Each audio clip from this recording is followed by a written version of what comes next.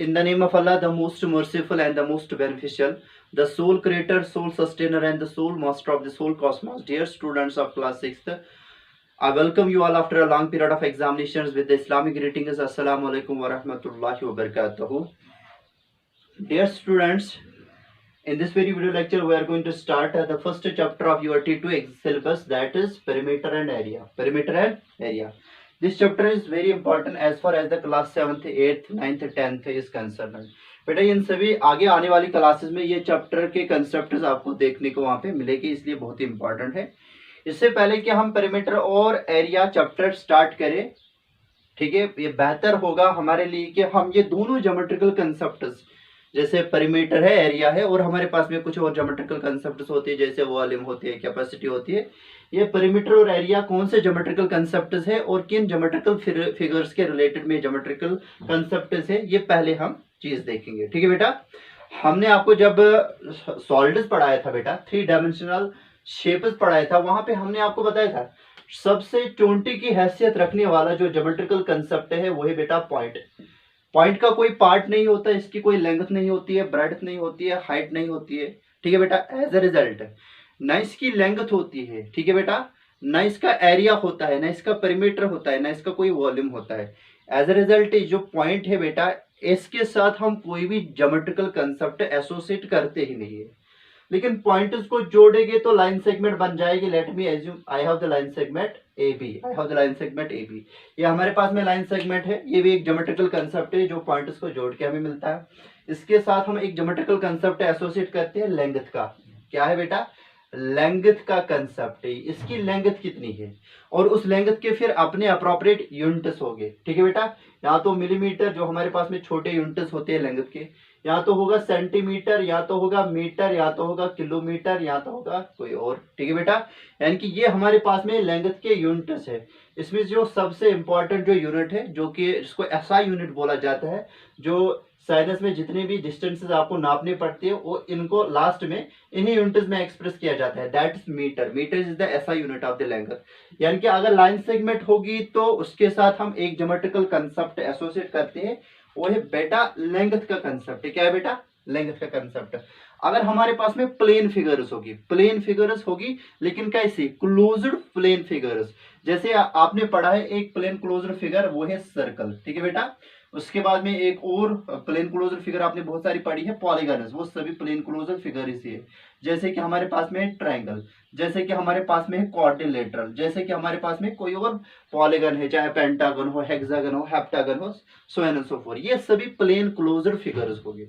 ठीक है, इनको इन सभी को बोला जाता है प्लेन क्लोज्ड फिगर्स। इन सभी प्लेन क्लोज्ड फिगर्स के साथ हम दो ज्योमेट्रिकल कंसेप्ट्स एसोसिएट करते हैं। ठीक है बेटा, वो कौन सा है? एक तो इनका पेरीमीटर, एक तो इनका पेरीमीटर, यानी कि सभी प्लेन फिगर्स या 2D फिगर्स भी इनको बोला जाता है। इनके साथ हम दो ज्योमेट्रिकल कंसेप्ट्स एसोसिएट करते हैं।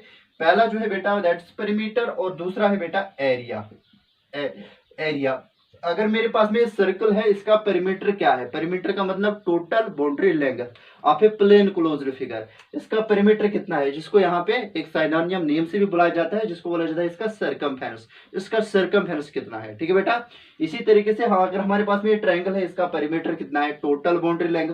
यानी कि अगर मेरे पास में ये ट्रायंगल ABC है, इसकी 3 लाइन सेगमेंट्स की लेंथ का वैल्यू क्या है? ठीक है, लेंथ का सम कितना है, उसको बोला जाएगा इसका पेरीमीटर। और मेरे पास में क्वाड्रिलेटरल है ABCD, तो sum of the lengths of the line segment that is AB plus BC plus CD plus DA, ये इसका पेरीमीटर कहलाएगा। पेरीमीटर एक हिसाब से अगर देखा जाएगा, पेरीमीटर किसी भी प्लेन क्लोज्ड फिगर का लेंथ होती है। क्या होती है बेटा? लेंथ होती है।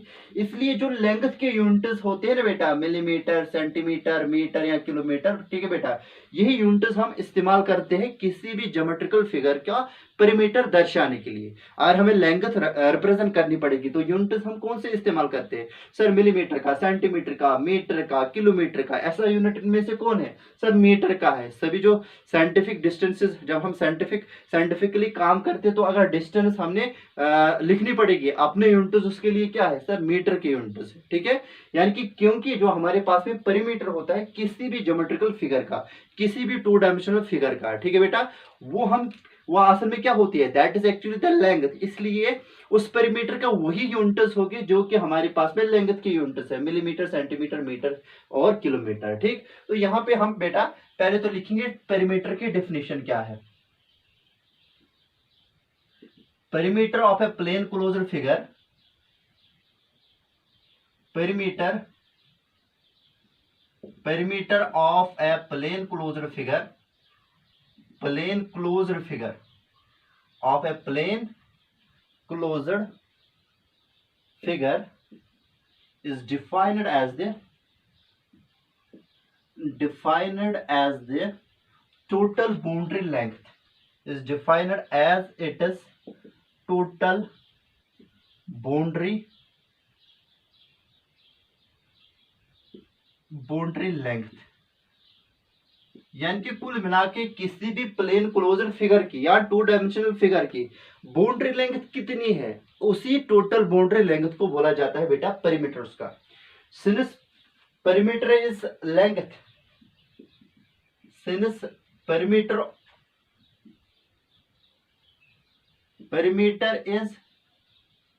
is length,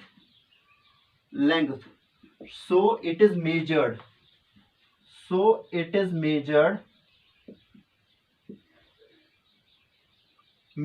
in the units of millimeter, centimeter, meter, kilometre etcetera. ठीक है, एटसेट्रा। क्योंकि पेरीमीटर का नेचर क्या होता है सर, लेंथ होती है। लेंथ के क्योंकि यूनिट्स होते हैं मिलीमीटर, सेंटीमीटर, मीटर, किलोमीटर, इसलिए हमारे पास में जो पेरीमीटर होगा तो उसको हमने इन्हीं यूनिट्स के थ्रू एक्सप्रेस करना पड़ेगा। पेरीमीटर किसी भी क्लोज्ड फिगर का, ओपन फिगर का बेटा क्लोज पेरीमीटर नहीं होता है। फॉर एग्जांपल अगर हमारे पास में ये एंगल है, ये भी प्लेन फिगर है लेकिन it is an open closed figure, इसका पेरीमीटर नहीं होता है बेटा।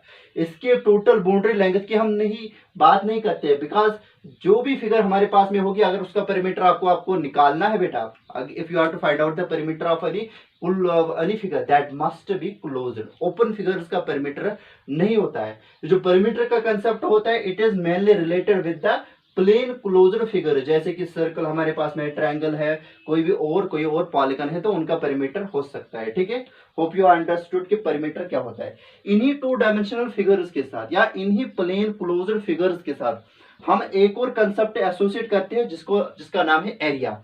Area of the plane closed figure क्या होता है। ठीक है बेटा, देखिए बेटा, जो भी हमारे पास में प्लेन क्लोज्ड फिगर होती है, जो भी हमारे पास में प्लेन क्लोज्ड फिगर होती है, ये सभी प्लेन क्लोज्ड फिगर्स असल में इनहेबिटेंट्स ऑफ इस प्लेन के होते हैं, यानी कि they lie in this plane, in this whiteboard. As a result जो ये प्लेन है, जो ये व्हाइट बोर्ड है बेटा, it act as the habitat for all the plane closed figures. अब जो भी हमारे पास में प्लेन क्लोज्ड फिगर होगी, फॉर एग्जांपल यहाँ पे सर्कल है, इस सर्कल के इंटीरियर में या इस सर्कल के पेरीमीटर के अंदर जो सरफेस का वैल्यू होगा, इस सरफेस के वैल्यू को इस सर्कल का एरिया बोलेंगे हम। इसी तरीके से अगर मेरे पास में ट्रायंगल है, इस ट्रायंगल के पेरीमीटर के अंदर जो इस सरफेस का वैल्यू होगा, किस सरफेस का, जो इस टोटल सरफेस में से इस ट्रायंगल के पेरीमीटर के अंदर आ रही है, जो मैंने यहाँ पे बिंदु पोर्शन से दिखाया, डॉटेड जो पोर्शन यहाँ पे है, ये इस ट्रायंगल का एरिया कहलाएगा। इसी तरीके से और हमारे पास में एक क्वाड्रिलेटरल है, प्लेन क्लोज्ड फिगर है, तो इसके साथ हम एरिया का कंसेप्ट एसोसिएट कर सकते हैं। Area of this very quadrilateral will be actually the portion value of the surface या portion of the surface within it is perimeter, जो मैंने इस डॉटेड और शेडेड रीजन से यहाँ पे दिखाया ना बेटा, शेडेड ग्राफ से यहाँ पे दिखाया है, this is actually the area of this quadrilateral. ठीक है बेटा, it means that area of any closed figure is actually the value of the surface within the perimeter of that very closed figure। ठीक है बेटा, तो ये यहाँ पे हम लिखेंगे एरिया। एरिया का मतलब क्या होता है, area of plane closed figure, it is defined as the, यहाँ हम लिखेंगे area of a plane closed figure, plane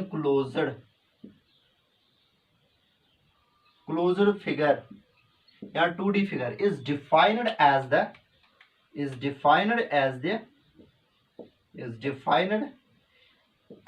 the value of the surface value of the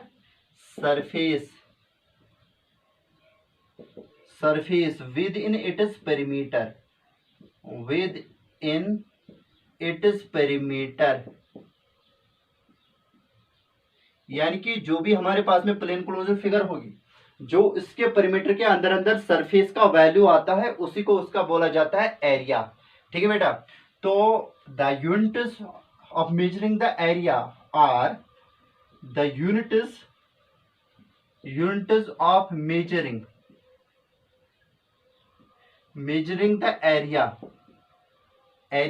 are वो कौन से यूनिट्स है जिनमें हम एरिया को नापते हैं। जैसे यार हमारे पास में लेंथ होगी, तो लेंथ को नापने के लिए हमारे पास में यूनिट्स क्या है, सर सेंटीमीटर, मिलीमीटर का, सेंटीमीटर का, मीटर का, किलोमीटर का। इसी तरीके से अगर हमारे पास में कोई ज्योमेट्रिकल फिगर है, क्लोजर ज्योमेट्रिकल फिगर, उसके पेरीमीटर के अंदर अंदर जो सरफेस का वैल्यू आता है, वो हम एक नंबर से डिनोट करेंगे, वो हम एक नंबर से ही रिप्रेजेंट करेंगे। लेकिन वो नंबर, उस नंबर के कुछ अप्रोप्रिएट यूनिट्स होंगे जो कि एरिया के यूनिट्स होंगे। ठीक है बेटा। जो यूनिट्स हमारे पास में होंगे for measuring the units of measuring the area are कौन कौन से है? एक तो बेटा मिलीमीटर स्क्वायर, दूसरा है बेटा सेंटीमीटर स्क्वायर, या तो है बेटा मीटर स्क्वायर, या तो है बेटा किलोमीटर स्क्वायर, डिपेंडिंग अपॉन की जो आपके पास में प्लेन क्लोजर फिगर है, अगर उसकी डायमेंशन छोटी है मिलीमीटर में और वो एक्सप्रेस हुई है, तो उसका अगर एरिया निकालेंगे बेटा वो आएगा मिलीमीटर स्क्वायर। अगर सेंटीमीटर में हमारे पास में प्लेन क्लोजर फिगर की डायमेंशन होगी और उसका एरिया हम निकाल रहे हैं एज पर द रूल्स, तो उसका जो एरिया हमने रिप्रेजेंट करना पड़ेगा किन यूनिट्स में रिप्रेजेंट करना पड़ेगा, सेंटीमीटर स्क्वायर में। लेकिन अगर उसकी जो डायमेंशन होगी, वो डायमेंशन अगर दी गई होगी मीटर में, तो उसका एरिया आएगा मीटर स्क्वायर। या तो इसको बोला जाता है, और सिंपली इनको बोला जाता है स्क्वायर यूनिट्स, यानी कि इनको बोला